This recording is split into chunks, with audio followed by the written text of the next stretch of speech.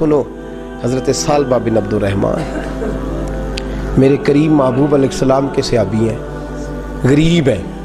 غربت بڑی اعلیٰ چیز ہے. ہاں غریبی بڑی نعمت ہے، یہ آزمائش ہے، اس میں کوئی شک نہیں.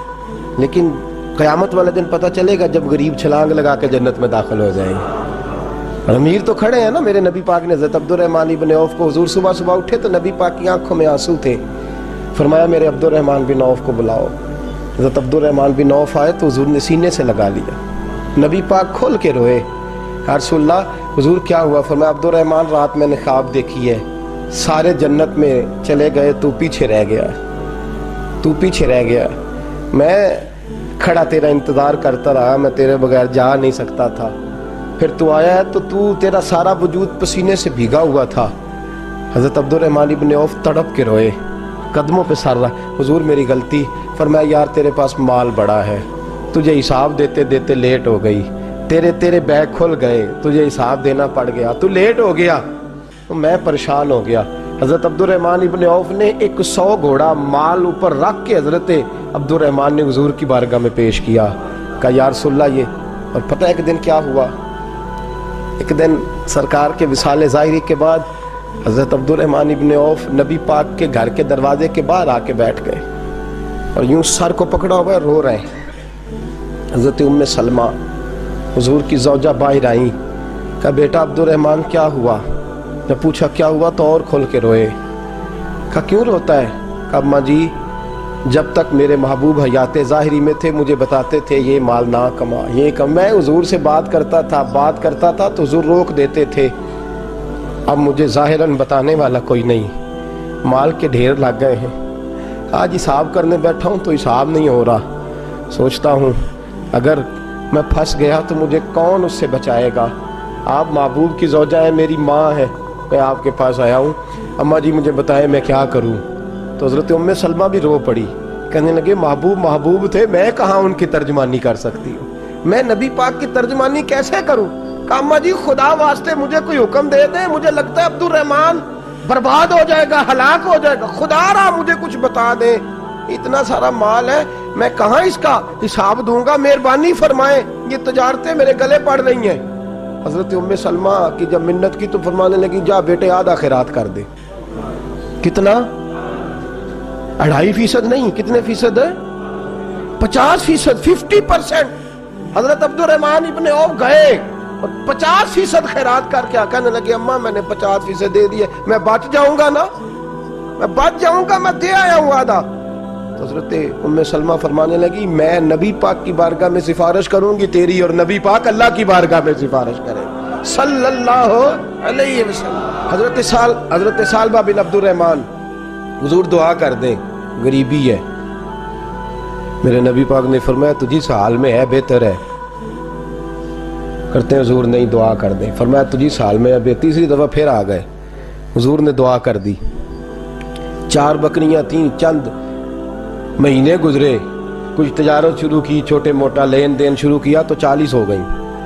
کچھ وقت اور گزرا تو ریوڑ بن گیا، پھر گائیں بھی آ گئیں، پھر اونٹ بھی آ گئے، پھر لائنیں لگ گئی. پھر ہر وقت حضور کے قریب بیٹھنے کو دل کرتا تھا. اب لین دین کے معاملات تھے، اب ذرا طبیعت تھوڑی پیچھے ہٹنے لگی، تھوڑا دل پیچھے ہٹنے لگا. پہلے 5 نمازیں مسجد میں، پھر زور اثر کی چھٹی. میری طرف دیکھو اور دیکھو میں کیا عرض کر رہا ہوں. پھر زور اثر گئی، پھر کچھ وقت گزرا تو مغرب بھی گئی، پھر اتنی بڑی حویلی کوئی نہیں. پھر باہر جا کے مدینے سے ڈیرا لگا لیا، جمعے کے جمعے آتے. زکوٰۃ کا حکم آ گیا 2 ہجری میں. حضرت ابو ہریرہ رضی اللہ تعالیٰ عنہ امیر زکوٰۃ مقرر ہوئے. 5 اونٹوں پر 1 بکری، یہ زکوٰۃ ٹھہری. اب جب گئے نا اونٹ گنے اور بکریاں گننے لگے. اوہو 1 کروڑ پہ 2.5 لاکھ کس نے دیا تھا؟ دعا کس نے فرمائی؟ اوہو اتنا، میرے پیسے بینک سے میسج آ جائے گا اتنے کم ہو گئے. اوہو بڑی مصیبت بنے گی. مجھے تو خوشی ہوتی ہے جب آتے ہیں تو اب یہ والا میسج بھی چلے گا کہ اتنے مائنس ہو گئے. توبہ توبہ، پریشانی لگ گئی. بڑی طبیعت، انکار نہیں کیا. کہنے لگے حضور سے جا کے عرض کرنا میں خود آؤں گا، اور جہاں محبوبیت ہو وہاں اتنے لفظ بھی بے ادبی ہیں. وہاں ٹھہر جاؤ، سوچتا ہوں، سمجھتا ہوں، غور کرتا ہوں، یہ جملے بھی وہاں توہین ہوتے ہیں۔ محبوب ہو اور وہاں انسان سوچ سمجھ کی بات کرے، وہاں انسان، بابا بلے شاہ صاحب نے کہا عقل آخ دی چگے نو سام کے رکھ، عشق آخ دے بال کے سیکنا چاہیے دائے۔ کہا جا کے کہنا میں آؤں گا، سب کی زکوٰۃ لے آئے، در رسول پہ آئے۔ حضور نے فرمایا پہلے سالبہ کی بات بتاؤ، پتہ تھا نا پہلے سال؟ حضور اس نے کہا تھا میں آؤں گا۔ حضرت ابو ہریرہ کہتے ہیں نبی پاک نے ٹھنڈی آہ بھری، آہ ٹھنڈی، فرمایا ہلاک ہو گیا۔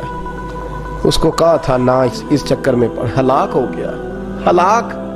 حضرت ابو ہریرہ فرماتے ہیں دو باریک باریک آنسوؤں کے قطرے بھی میں نے محبوب کی آنکھوں میں دیکھے۔ اپنا ہے نا تو دکھ ہوا، یار میرا اپنا تھا، ہلاک ہی ہو گیا، کدھر چلا گیا؟ ان کو بھی بعد میں خیال آیا، او ہو میں تو غریب تھا، یہ آیا کدھر سے تھا؟ میں تو غلامی رسول میں آتا گیا تو رب میری عزتیں بڑھاتا گیا، یہ میں کس چکر میں پڑ گیا؟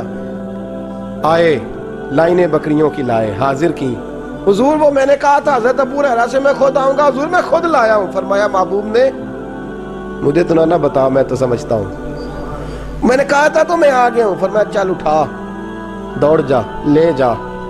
حضرت ابو ہریرہ فرماتے انکار محبوب نے سالبہ کو کیا، لیکن آنسو ابو بکر صدیق کے بھی نکل گئے۔ فرماتے درد عثمان غنی کو بھی ہونے لگا، تڑپ مولا علی بھی گئے۔ فرمایا جا لے جا، نہیں چاہیے تیرے پیسے۔ فرماتے ہیں سالبہ نے ہاتھ باندھے، کہا محبوبہ غلطی ہو گئی، حضور مجھے، فرمایا تجھے کہا نہ تیرے نہیں چاہیے، نکل جا۔ حضرت ابو ہریرہ فرماتے ہیں جب نبی پاک نے رخ پھیرا تو صحابہ کی زبانوں پہ بھی جاری ہو گیا یہ تو ہلاک ہو گیا۔ کہتے ہیں مدینے میں قحط پڑ گیا، محبوب نے فرمایا بلال تو بھی آج لا، ایک خشک چھوارا حضرت بلال کا قبول ہو گیا۔ لیکن سالبہ لائنیں لگی یا مال کی، فرمایا جا لے جا، تیرا قبول نہیں ہے۔ فرماتے ہیں تڑپتے رہے ساری زندگی اور مال کو دیکھ دیکھ کے آہیں بھرتے رہے، لیکن کریم نے اس تجارت کو قبول۔ حضرت ابو بکر صدیق کے پاس آئے، سرکار کے وصال، حضور قبول فرما لیں۔ فرمایا ساری دنیا کا قبول ہے، جس کا میرے نبی نے قبول نہیں فرمایا میں کیسے قبول کر لوں؟ حضرت عمر فاروق کے پاس آئے، فرمایا نہ تیرا قبول نہیں۔ حضرت عثمان کے زمانے میں وصال ہو گیا۔ عزیز یاد رکھ، تجارت وہ والی کر جو تجھے نجات دے، اس چکر میں نہ پڑ جا جو تجھے الجھا دے۔ قرآن مجید کی آیت آئی اقترب للناس حسابہم وہم فی غفلۃ معرضون، لوگوں کا حساب قریب آ گیا ہے اور وہ ابھی بھی غفلت میں پڑے ہیں، ابھی بھی 2 کے 4 اور 4 کے 10 کر رہے ہیں، حساب کا وقت قریب آ گیا۔ حضرت انس آئے مسجد سے، ایک صحابی مکان بنا رہے تھے، جھونپڑی تعمیر کر رہے تھے۔ حضرت انس کو پریشان دیکھا، کہنے لگے انس خیر تو ہے، کوئی نئی آیت تو نہیں آئی؟ تو جناب انس کہنے لگے آیت تو آ گئی ہے، رب نے کہہ دیا کہ حساب قریب آ گیا، تیاری کر لو۔ جھونپڑی بنا رہے ہیں، محل نہیں، جھونپڑی بنا رہے تھے، ابھی دیوار کچی مکمل نہیں ہوئی تھی، ہاتھ جھاڑ دیے صحابی نے۔ ادھر رخ پھیرا تو حضرت انس کہنے لگے کہاں جا رہے ہو؟ کہنے لگے بھائی میں حساب نہیں دے سکتا، میں مصطفیٰ کے پاس جا رہا ہوں، میں نے نہیں دیوار بنانی، بس بھائی میری اس دور سے بس میں کوئی نہیں حساب دے سکتا، میں کمزور ہوں۔ میرے رسول کائنات صلی اللہ تعالی علیہ وسلم نے میرے دوستو تجارت کرو لیکن اس کو عبادت سمجھ کے کرو۔ اگر تمہیں چوک وہاں دکان پہ بیٹھے خدا بھول جاتا ہے اور سودا کرتے وقت رب رسول کی باتیں تمہیں بھول جاتی ہیں تو پھر تو تم وانتم موردون میں ہو، پھر تو تم غافل ہو۔ اور اگر وہاں بھی تمہیں رب یاد رہتا ہے، میرے رسول کریم صلی اللہ علیہ وسلم نے فرمایا بنی اسرائیل کا تاجر انتقال کر گیا، آج ہماری تجارتوں کا حال مجھے بتائیں۔ 1 کروڑ کی راس ہے ایک بندے کے پاس، کاروبار ہوتا ہے کہ اس سے کہ نہیں ہو سکتا؟ آپ سیانے تاجر ہے، میں تو نہیں، مجھے بتائیں کروڑ سے ہوتا ہے کہ نہیں؟ تو وہ جو 1 کروڑ اس نے لون لے لیا ہے اور بینک سے، وہ کس لیے لیا ہے بتائیں؟ کیا تماشا لگا ہوا ہے؟ کس چکر میں پڑے ہوئے؟ سود کا دھندا عروج پہ ہے، ناجائز مال عروج پہ ہے۔ ہم لوگوں نے ہر آدمی، میں بینک کے ساتھ کاروبار تروڑ مروڑ کے، جی میں وہ فتویٰ دیکھا تھا، وہ چیز بھائی بجا، 1 کروڑ روپے کا تیرے پاس راس تھی، تو اس سے کاروبار کر رہا تھا، مانا کیا تھا، ضرورت کیا تھی، حاجت کیا تھی، کون سی بھوک تھی جو تو نے رب رسول کی ریٹ کو چیلنج کر دیا ہے؟ تو سود جیسی لعنت میں گرفتار ہو گیا۔ میرے نبی کریم صلی اللہ علیہ وسلم نے فرمایا 70 مرتبہ ماں سے زنا کرنے والا برا نہیں، اتنا برا نہیں جتنا 1 لقمہ سود کا لینے والا برا ہے۔ اتنا سخت حکم قرآن نے بیان، اور قرآن مجید نے کہا اگر سود نہیں چھوڑنا فَأْذَنُوا بِحَرْبٍ مِّنَ اللَّهِ وَرَسُولِهِ، تیاری کر لو، پھر اللہ بھی تم سے جنگ کرے گا، اس کا نبی بھی تم سے جنگ کرے گا، تگڑے ہو جاؤ، تیاری کر لو۔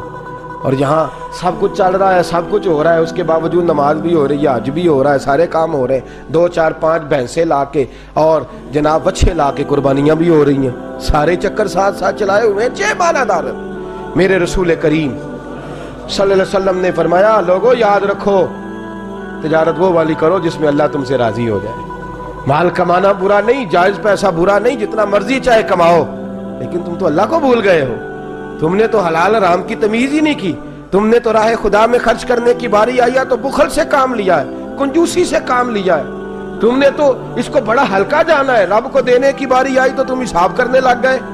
حضرت اسماء کہتی ہے میں نے چند دینار گن کے حضور کو دیے، یا رسول اللہ یہ قبول کر لے، 2 3 دفعہ گنے، حضور مسکرائے، فرمانے لگی اسماء اللہ کی راہ میں گن گن کے نہ دیا کر، ورنہ وہ بھی تجھے گن گن کے دے گا۔ حضور کیا کروں؟ فرمایا اس کے رستے میں بے حساب دے، وہ بھی تجھے بے حساب ہی عطا فرمائے گا، تو گننے لگ گئی ہے اللہ کو دے۔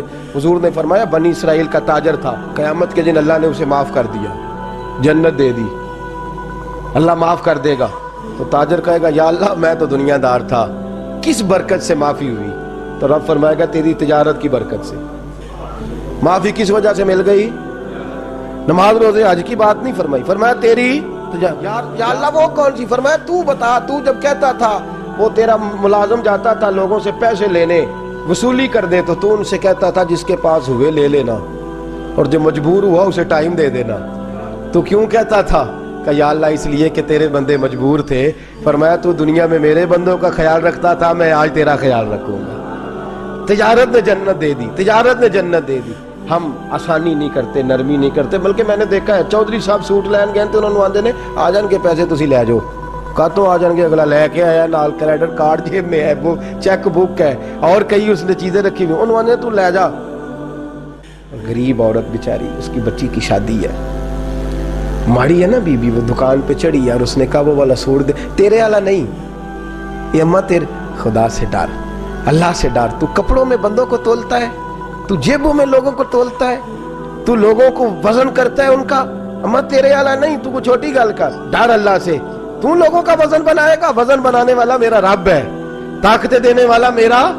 ہم نے مالک دکان کے کرایہ دار ہوتے دیکھے ہیں، اور ہم نے بڑے بڑے تاجر یہاں تجارت کرتے تھے ان دکانوں پہ ملازمت کرتے دیکھے ہیں، بے پرواہی ویک سجن دی جتھے کسے دی پیش نہ جاوے، انہیں تاجاں والے در در رولے منگتے ہیں تخت بٹھاوے۔ اپنی زندگی میں تجارت کر اس رنگ کی کہ تجارت تجھے جنت کے اندر داخل کر دے۔ یہ چند آداب تجارت ہیں۔